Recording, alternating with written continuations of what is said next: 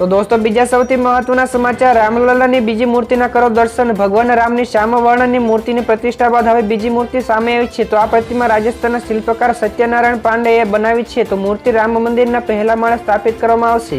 તો રામ મંદિર માટે 3 પ્રતિમાઓ બનાવવામાં આવી હતી, જેમાંથી ત્રીજી મૂર્તિનો ફોટો સામે આવ્યો નથી। ત્યારે શાસ્ત્રોમાં મૂર્તિ વિશે પણ વર્ણન કરવામાં આવ્યું છે। નીલાંબુજમ શ્યામમ કોમલાંગમ એટલે કે શ્યામ રંગની મૂર્તિને ગર્ભગૃહમાં સ્થાન અપાયું છે।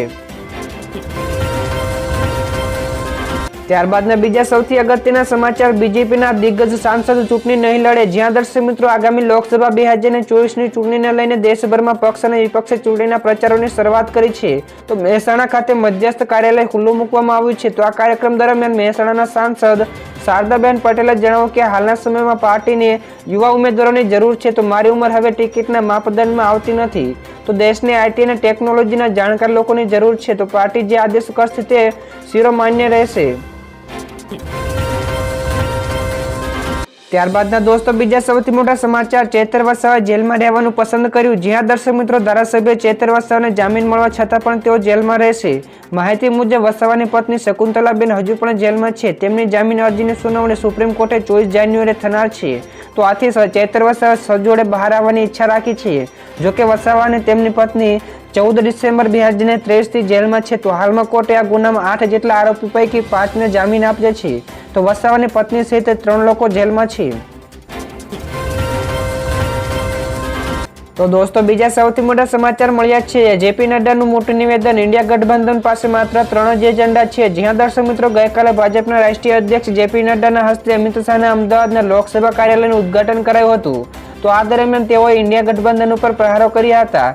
તેમણે પોતાના સંબંધોમાં જણાવ્યું હતું કે ઇન્ડિયા ગઠબંધન પાસે માત્ર 3 એજન્ડા છે। તો પ્રથમ, પરિવારને બચાવો, બીજું મિલકત બચાવો અને ત્રીજું ભ્રષ્ટાચારના આરોપોથી દૂર રહો। તો આની સાથે જ તેમણે પીએમ મોદીના પણ વખાણો કર્યા હતા। ત્યાર પછી દર્શક મિત્રો આગળ શેર માર્કેટના સમાચાર મળ્યા છે। તો ગઈકાલે શેરબજારમાં મોટો એવો ઘટાડો નોંધાયો। તો ગઈકાલે મંગળવારે શેરબજારની શરૂઆત તેજી સાથે થઈ હતી, પરંતુ માર્કેટમાં તેજીનો માહોલ બાદ ભારે ઘટાડો આવ્યો, જેમાં બીએસઈ સેન્સેક્સ 1053 પોઈન્ટ ઘટીને 70,370 અંક ઉપર બંધ રહ્યું, જ્યારે એનએસઈનો નિફ્ટીનો સૂચકાંક 333 પોઈન્ટ ઘટીને 21,238 અંક ઉપર બંધ રહ્યો હતો। તો બેંક નિફ્ટીનો પણ હાલ 1043 પોઈન્ટ ઘટીને 45,015 અંક ઉપર બંધ રહ્યો હતો। ત્યારે બજારમાં ભારે એવો ઘટાડો થતા ભારતીય રોકાણકારોના 8 લાખ કરોડ કરતાં પણ વધુનું નુકસાન થયું છે।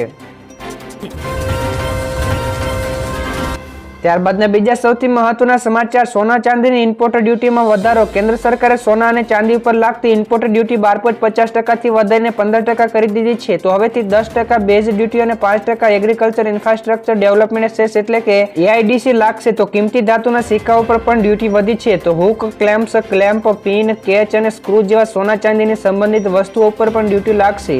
તો ગઈકાલથી જ આ નિયમની અમલી બન્યો છે। તો ડ્યુટીમાં સંતુલન બનાવવા માટે આ નિર્ણય લેવામાં આવ્યો છે। તો દોસ્તો બીજા સૌથી અગત્યના સમાચાર સામે આવ્યા, ભારતથી શ્રીલંકા સુધી તૈયાર કરાશે દરિયાઈ પુલ। રામ મંદિરના નિર્માણ બાદ હવે મોદી સરકાર ભારત અને શ્રીલંકા વચ્ચે દરિયાઈ પુલ બનાવવાની યોજના તૈયાર કરી રહી છે। તો આ 23 કિલોમીટર લાંબો પુલ તમિલનાડુના ધનુષકોટીને શ્રીલંકાના તલાઈમન્નરથી જોડશે। તો આ પુલની સાથે રેલવે બ્રિજ પણ બનાવવામાં આવશે। ત્યારે તેના નિર્માણ સાથે ભારતથી શ્રીલંકાના માલ પરિવહનના ખર્ચમાં 50%નો ઘટાડો થશે। તો એનએચએઆઈ હાલમાં આ પ્રોજેક્ટનું આયોજન પર કામ કરી રહ્યું છે। તો દોસ્તો આગળ વધુ એક સૌથી મોટા સમાચાર સામે આવ્યા છે, રાહુલ ગાંધી વિરુદ્ધ એફઆઈઆર નોંધવાના આદેશો। તો આસામના મુખ્યમંત્રી હિમંતા બિસ્વા શર્માએ રાજ્યના ડીજીપીને રાહુલ ગાંધી સામે ટોળાને ઉશ્કેરવા બદલ કેસ નોંધવાની સૂચના આપી છે। તેમણે આ સિવાય કહ્યું કે આ નક્સલવાદી સંસ્કૃતિ છે, આવી સંસ્કૃતિ આસામમાં સ્વીકાર્ય નથી। તો રાહુલ ગાંધીને ભારત જોડો ન્યાયયાત્રાને ગુવાહાટીમાં પ્રવેશવા દેવામાં આવી ન હતી, ત્યારબાદ ભીડે બેરિકેડ તોડ્યાના પ્રયાસો પણ કર્યા હતા। તો રાહુલ ગાંધીએ તેના નિવેદનમાં કહ્યું કે બેરિકેડ્સ તોડો અને કાયદો નહીં।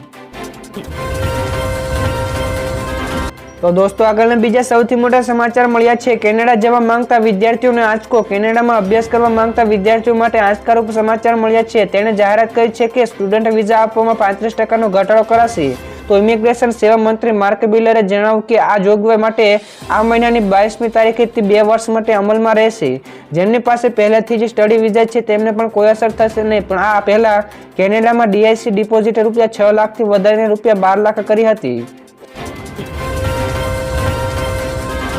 તો દર્શક મિત્રો, આગળના બીજા સૌથી મોટા સમાચાર. યુએનએસસીમાં ભારતના કાયમી સભ્ય પદની એલોન મસ્કે કરી તરફેણ. તો વિશ્વના સૌથી ધનિક વ્યક્તિ એટલે કે એલોન મસ્કે ભારતને યુએનએસસીનું કાયમી સભ્ય પદ બનાવવાનું સમર્થન કર્યું હતું. તો આ સિવાય તેમણે કહ્યું કે પૃથ્વી પર સૌથી વધુ વસ્તી ધરાવતો દેશ હોવા છતાં પણ ભારતનું સંયુક્ત રાષ્ટ્રીય સુરક્ષા પરિષદનું કાયમી સભ્ય પદ ન હોવું ખૂબ જ શરમજનક વાત છે. તો સંયુક્ત રાષ્ટ્ર સાથે સંકળાયેલ સંસ્થાઓને પુનઃરચના કરવાની હવે જરૂર છે. આ સિવાય તેમણે વધુમાં કહ્યું કે આફ્રિકાને પણ આમાં સામૂહિક રીતે સ્થાન મળવું જોઈએ. તો દર્શક મિત્રો, બીજા સૌથી મહત્વપૂર્ણ સમાચાર. ભારત બન્યું વિશ્વનું ચોથું સૌથી મોટું શેરબજાર. માર્કેટ કેપિટલાઇઝેશનની દ્રષ્ટિએ ભારતીય શેરબજાર હવે વિશ્વનું સૌથી મોટું ચોથું શેરબજાર બન્યું છે. તો ભારતીય શેરબજારે હોંગકોંગને પાછળ છોડી દીધું છે. તો ભારતીય શેરબજાર $4.33 બિલિયન સુધી પહોંચી ગયું છે, જ્યારે હોંગકોંગ શેર માર્કેટમાં હાલમાં $4.29 બિલિયનની વેલ્યુ ધરાવે છે. તો હવે ભારતથી આગળ અમેરિકા, ચીન અને જાપાનના શેર માર્કેટો છે, જ્યારે અમેરિકાનું શેર માર્કેટ $50.86 ટ્રિલિયન ની વેલ્યુ ધરાવે છે.